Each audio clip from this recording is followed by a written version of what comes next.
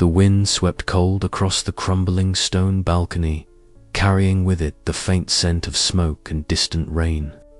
I stood there, alone. The last light of day slipping beneath the horizon and casting long shadows across the city I once vowed to protect. My storm-grey eyes traced the winding streets below, the narrow alleys and crowded market squares buzzing faintly even now. The Fate Market was alive again, its pulse steady and unforgiving. A place where futures were bought and sold like common wares. And somewhere beneath those restless crowds, the prophecy that had shattered my life was changing hands once more. I am Curator, once the kingdom's most gifted oracle, favored by crown and council alike. They called me the voice of the gods, the thread that bound the present to the countless strands of tomorrow. But all that splintered the day I sold a prophecy not to the highest bidder, but to the one who promised power. That prophecy cascaded like wildfire through the corridors of power, igniting war and ruin. The blood spilled beneath its shadow stained my name, and with it, my place among the seers was lost forever. The air was heavy with the scent of incense and parchment, the unmistakable aroma of the Fate Market that thrived beneath the city's surface. Here, fortunes were wagered on whispered futures, and the delicate balance of our world tilted on the edge of greed and desperation.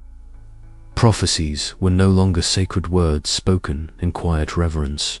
They were commodities, auctioned to the highest bidder, twisted by ambition and fear. Tonight, I walked the narrow streets leading to the market's heart, my cloak drawn tight against the chill.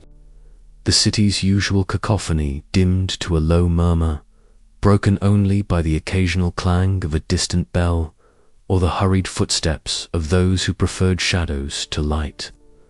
I felt their eyes on me, old friends turned wary strangers, and enemies who smelled weakness.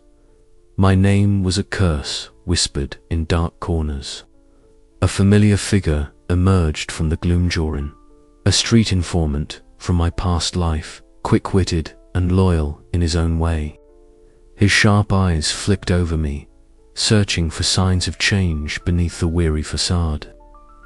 "Kayla," he said softly, "the market's stirring. The prophecy you sold is back in play. Dangerous hands circle it again." His words tightened a knot in my chest. The fragile thread of hope I clung to trembled beneath the weight of new threats. "Tell me everything," I urged, my voice steady despite the storm inside. Joran's gaze lowered, shadows flickering across his face. "An auction is being planned, but this time it's more than simple trade. Power brokers and dark factions are moving, preparing to use that prophecy as a weapon. If they succeed, the world won't just shatter it, will unravel completely." The truth settled over me like a shroud. The prophecy was no longer a relic of my failure, but a living force threatening to consume all we hold dear. I had lost my voice, my place, and nearly my hope. But as the cold night deepened, something within me stirred a fragile ember refusing to die. I clenched the worn pendant resting against my chest, a symbol of my birthright and burden. The path ahead was shadowed and perilous, but I would walk it, for the fate of the realm, and for the chance to reclaim my own lost destiny. The Fate Market awaited, its secrets and dangers woven into every whispered promise and veiled threat. And I would face it all because the future was not yet written, and I still held a thread in my hand. The auction of fates was about to begin, and I would be there, ready to fight for the light and the fallen. As the city's lanterns flickered to life, casting golden pools across the cobblestones, I took a deep breath and stepped forward into the night. The story of Curator was far from over. It was only just beginning. The shadows lengthened behind me, and the Fate Market's pulse quickened with every step I took. Somewhere beyond the twilight, the prophecy waited, and so did my reckoning. The room was cloaked in shadows, save for the soft flicker of candlelight that cast uneven patterns on the cracked walls of Kayla's chamber. Outside, the city murmured quietly under a shroud of dusk, but inside, silence pressed heavily, wrapping around her like a suffocating shroud. She sat cross-legged on the worn wooden floor, her slender fingers tracing cryptic symbols on a yellowed parchment. Each line she drew seemed to carry the weight of countless futures, some bright, others dark and foreboding. Her storm-grey eyes, sharp and searching, stared beyond the ink and paper, as if trying to peer into a realm where the divine once whispered secrets now lost. Keller's breath hitched as a wave of memory surged unbidden. The grand halls of the palace shimmered before her eyes, tall, vaulted ceilings adorned with gilded frescoes, the soft echo of silk gowns brushing against marble floors, and the low murmur of courtiers whispering behind gloved hands. She was younger then, her dark hair freshly braided, eyes bright with the confidence of youth and promise. Before the throne, she stood a royal seer, the kingdom's favored oracle, bearing a prophecy that was meant to guide and protect. The king's gaze was steady, expectant, as her voice carried the words that would bind their fate for years to come. But those words, once spoken with certainty, had become chain shackles forged from regret and ruin. The prophecy she sold had spiraled into catastrophe, exploited by power-hungry nobles whose greed turned her visions into instruments of war and destruction. The kingdom fractured, alliances shattered, and the trust she had earned dissolved into whispers of blame and scorn. She was cast out, branded a pariah, her name a curse in the very courts she once served. Keller's fingers trembled as she folded the parchment, the faint scent of old ink mingling with the dust in the air. The bitter sting of betrayal still tasted fresh on her tongue, the realization that the future she glimpsed was never fixed, but malleable, vulnerable to those who sought to bend it for their own ends. Her trust, once freely given, had been shattered like fragile glass. Now she grappled with the harsh truth. In a world where prophecies were bought and sold like commodities, no one was free. Yet beneath the weight of despair, a fragile ember of hope flickered. She rose and moved to the window. The cold glass cooled beneath her palm, raindrops tracing lazy paths down its surface. Beyond the grey horizon, the city pulsed with quiet life merchants calling their wares, children's laughter echoing faintly, the distant clang of hammers shaping metal. The silence of the divine still lingered, an oppressive absence that challenged her faith. But within that void, Kayla found a new resolution. If fate was a chain, then perhaps it was a chain she could break. Her voice barely a whisper, she vowed to reclaim the prophecy she once sold, to prevent it from unleashing further ruin. It was a path fraught with danger, through the shadowy depths of the fate market where whispers and greed held sway. But she was no longer the naive seer who once trusted too easily. Now she was a woman forged by loss and pain, armed with sharp intuition and a heart tempered by regret. As the candle flickered low, casting long shadows that danced like ghosts upon the walls, Kayla allowed herself a moment of stillness and anchor amid the chaos. The past would not define her. The future remained unwritten, fragile and uncertain, and she would face it no matter the cost. Outside, the city's heartbeat quickened with the coming night, a symphony of distant footsteps and whispered secrets. Inside, Kayla pulled her dark braid tighter, steeling herself for the journey ahead. The echoes of the past haunted her still, but they no longer held dominion. With every breath, she wove a new thread into the tapestry of her destiny, one of courage, redemption, and the fragile hope that even in silence, the divine might yet listen. The night deepened, and Keller's resolve hardened. Tomorrow, the market would call, and she would answer. But as the candle guttered and the shadows stretched long into the corners of her chamber, a faint sound stirred outside footsteps, distant but deliberate. The past was never far behind. The game was about to begin again. The damp stones beneath my boots whispered secrets as I slipped through the labyrinthine alleys beneath the city. The fate market, with its cacophony of hushed deals and guarded glances, thrummed like a living thing, predatory and elusive. My heart beat a steady rhythm of unease and resolve. This was a world I once knew too well, yet now felt foreign and dangerous.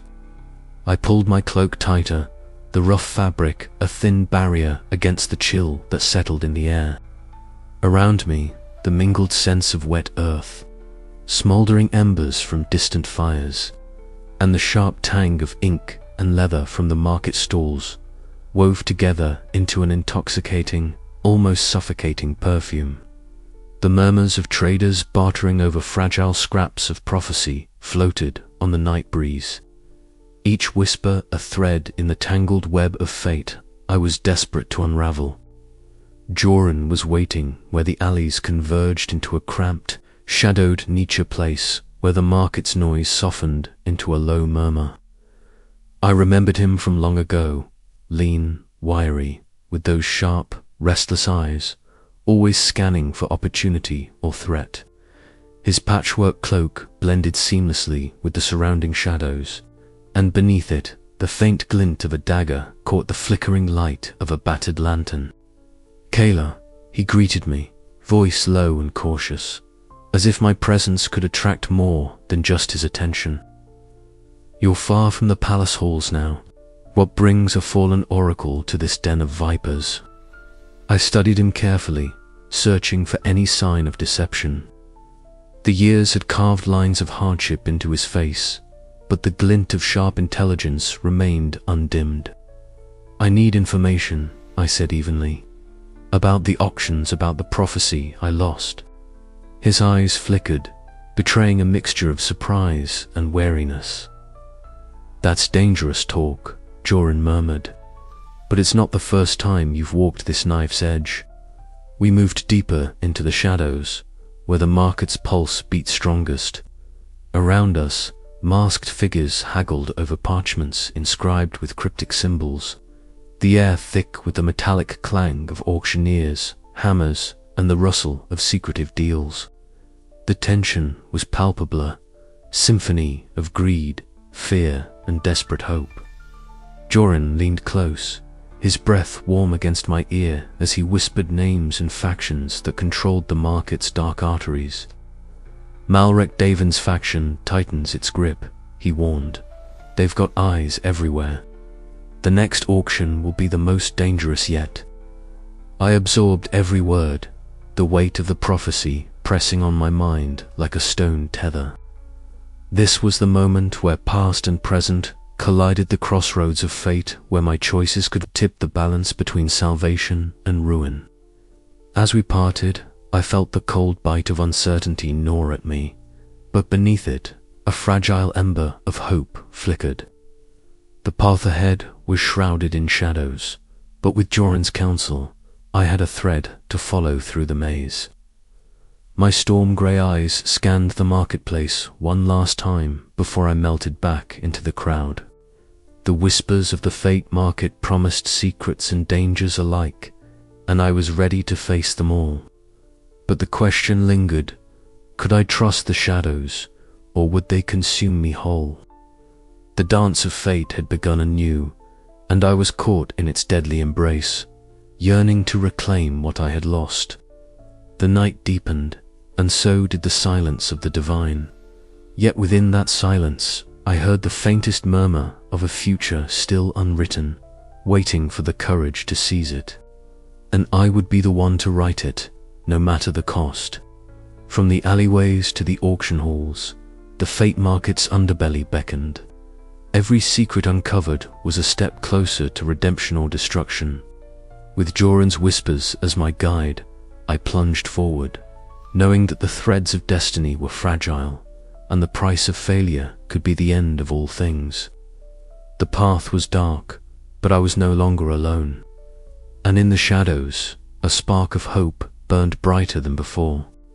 The air inside the low-ceilinged chamber was thick with the sharp scent of burning incense and the stale weight of unspoken grudges. Kayla stepped lightly over the cracked stone floor, her storm-grey eyes narrowing as they adjusted to the dim glow of flickering candles. Shadows curled along the edges of the room, casting the once grand space into a cage of darkness and light. At the far end, near a window cracked and grimy with age, a figure stood with his back to her, silhouetted against the dying light of the day. Silas, her former apprentice, her rival. His unruly dark hair caught the last strands of sunlight, and his sharp hazel eyes flicked over his shoulder, meeting hers with a blend of challenge and pain. "Kayla," he said, voice smooth but laced with something colder, "I wondered if you would come, or if you still dared to walk these shadowed halls." She forced a calm she did not feel, stepping forward. "I come because what lies ahead demands it. Because the prophecy you seek to claim is not just a prize in your hands. It threatens us all." Silas scoffed, a bitter smile curling his lips. "Always the protector of fragile futures. But tell me, Kayla, did you protect anything when your last prophecy set the kingdom ablaze? Or did you watch it burn with that same storm-grey gaze?" Pain flickered in her eyes, but she met his accusation head-on. "I bear that burden every day, but unlike you, I haven't forgotten the cost of ambition unchecked." The room pulsed with the intensity of their exchange. Keller's fingers involuntarily traced a faint, cryptic symbol in the error habit born of years spent reading and weaving futures. Silas's eyes followed the motion, darkening with memories of lessons learned and lost trust.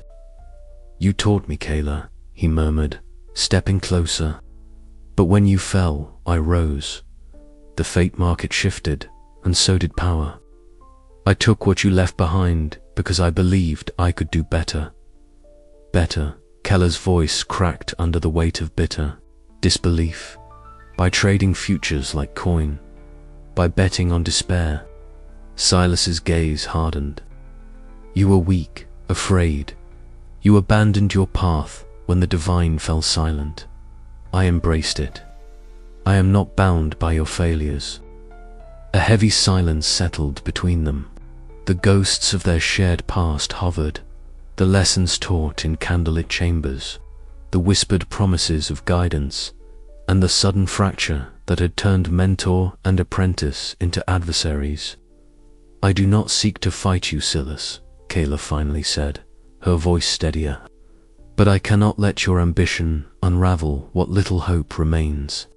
He laughed, a sound both bitter and weary.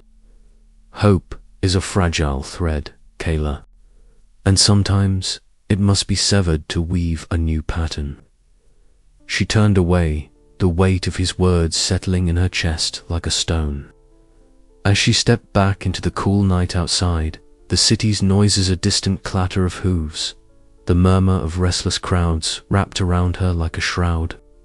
The confrontation had left her breathless, her resolve tested but not broken. Somewhere beneath the bitterness and betrayal, beneath the fractured loyalties and unresolved anger, a fragile hope flickered. Could Silas still be reached? Could the threads of their past be rewoven into an alliance? Or were they doomed to unravel the fragile future together? The shadows stretched long across the cobblestones as Kayla vanished into the night, the echo of their words lingering in the cool era promise of storms yet to come, and the fragile light of hope still fighting to survive. The air inside the chamber was thick with the scent of aged parchment and faint traces of incense, a curious blend that oddly comforted Kayla as she stepped fully inside. The walls were lined with tall shelves, crammed with ancient scrolls. crystal spheres glowing softly in the dim light like captured stars, and intricate artifacts that hummed with prophetic energy. At the center, behind a polished oak desk, stood Myra, her sharp amber eyes locked onto Kalis with an intensity that was both challenging and assessing. "I've heard whispers," Myra began, her voice smooth, yet edged with caution. "The disgraced oracle seeks to wade back into the currents of the fate market. Bold, or perhaps reckless." Kayla held Myra's gaze steadily, feeling the weight of those words press against her. "I need information," she replied evenly. "And allies." Myra tilted her head slightly, a faint smirk playing at the corners of her lips. "Allies in this market come at a price, Kayla. You understand that better than most." The two women circled one another in dialogue, words laden with hidden meanings and veiled threats. Keller's voice was steady but underscored with the desperation of a woman clawing back from ruin, while Myra's responses were sharp, laced with pragmatic wisdom and a thread of weariness born from years navigating the market's treacherous tides. "The market is far more tangled than you imagine," Myra said, leaning forward. "Shadow factions vie for control, auctioneers who trade not just futures but lives, and secrets that could shatter kingdoms. The prophecy you seek is a prize many covet, and none willing to give it up lightly." Kayla absorbed the weight of Myra's words, the shadows in the room seeming to deepen as if echoing the darkness within the market itself. Here, morality was not a guiding light but a shifting shade, and trust was a currency rarer than any prophecy. For a moment, silence stretched between them, thick and electric. Then, Myra's gaze softened just slightly. "I'm not your enemy, Kayla, but neither am I your savior." With a subtle motion, Myra slid a folded note across the desk. The paper was worn, the ink faded but deliberate. "You'll find what you need at the Veilgate Tavern. Midnight. Come alone." Keller's fingers brushed the note, the fragile hope within it a stark contrast to the hard certainty in Myra's eyes. "Why help me?" Myra's smirk returned, faint but knowing. "Because sometimes, even the market needs a little chaos to stay alive." As Kayla turned to leave, the weight of the fate market pressed down on her like a storm's first breath. This meeting had opened a door, but on the other side lay shadows deeper and more dangerous than she had yet dared to face. She tucked the note into her cloak, her mind racing with possibilities and peril. Outside, the market's restless hum seeped through the walls, a symphony of whispers and deals struck in the dark. Kayla stepped back into the night, the fragile threads of her destiny tangled anew, and the game of prophecies had only just begun. She could feel it in the cool night air, the pulse of the market, the beat of shifting fates, and the faint, elusive hope that somewhere in this web of greed and power, redemption was still within reach. But as the shadows lengthened and the silence of the divine lingered heavy over her heart, Kayla knew that trust was a perilous gamble, one she would have to play with every ounce of her skill and courage. The broker's game was on, and the stakes were nothing less than the fate of the world itself. The path ahead was uncertain, but Keller's resolve was clear: to reclaim what was lost, to rewrite the future, and to stand once more as the oracle who could shape destiny as a pawn, but as a force of change. And as she disappeared into the labyrinthine alleys of the fate market, her storm-grey eyes burned with a fragile hope, a spark that no shadow could extinguish. The night was far from over, and so was her story.